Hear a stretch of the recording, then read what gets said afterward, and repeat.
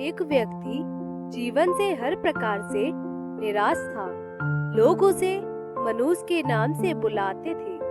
एक ज्ञानी पंडित ने उसे बताया कि तेरा भाग्य फला पर्वत पर सोया हुआ है, तू उसे जाकर जगा ले तो भाग्य तेरे साथ हो जाएगा।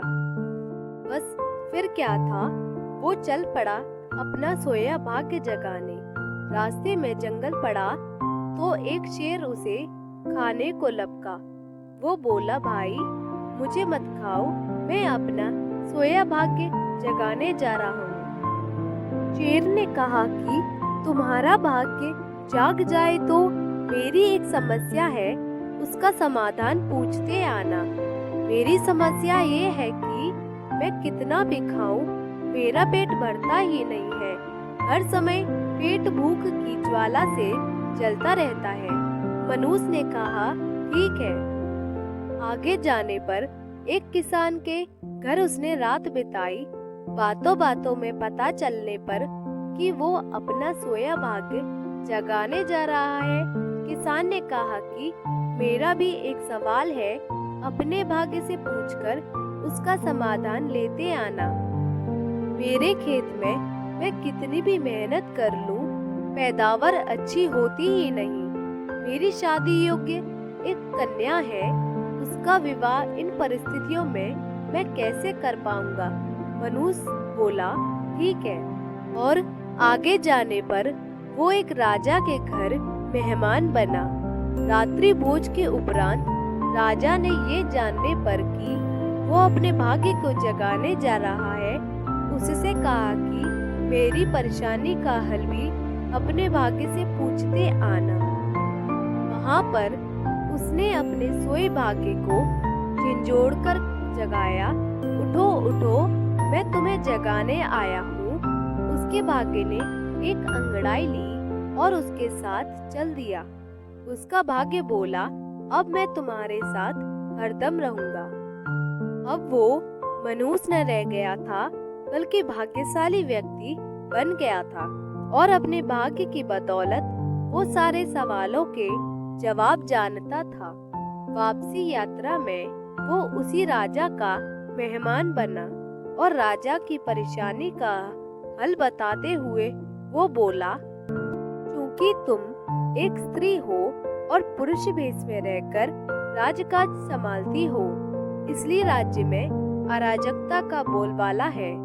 तुम किसी योग्य पुरुष के साथ विवाह कर लो, दोनों मिलकर राज्यभार संभालो तो तुम्हारे राज्य में शांति स्थापित हो जाएगी।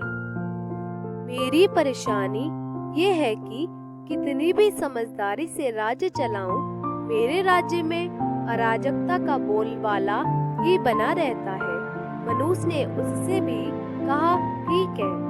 अब वो पर्वत के पास पहुंच चुका था। रानी बोली, तुम ही मुझसे ब्याह कर लो और यहीं रह जाओ। भाग्यशाली बन चुका वो मनुष्य इनकार करते हुए बोला, नहीं नहीं, मेरा तो भाग्य जाग चुका है, तुम किसी और से विवाह कर लो।